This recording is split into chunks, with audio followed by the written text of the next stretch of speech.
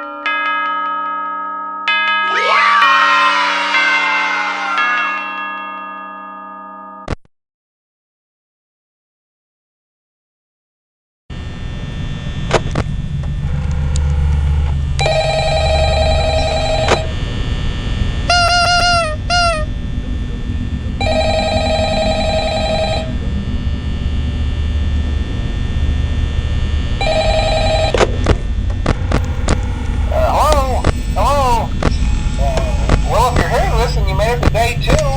Congrats. I won't talk quite as long this time since Freddy and his friends tend to become more active as the week progresses.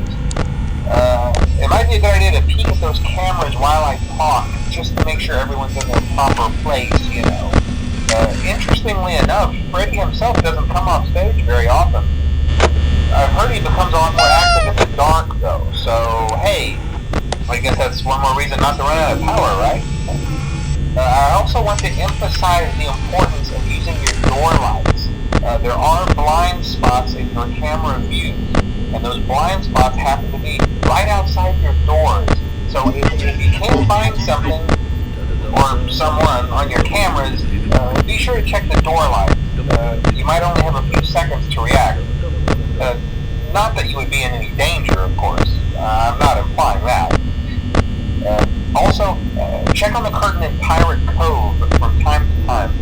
The character in there seems unique in that he becomes more active if the cameras remain off for long periods of time. I guess he doesn't like being watched. I don't know. Anyway, I'm sure you have everything under control. Talk to you soon.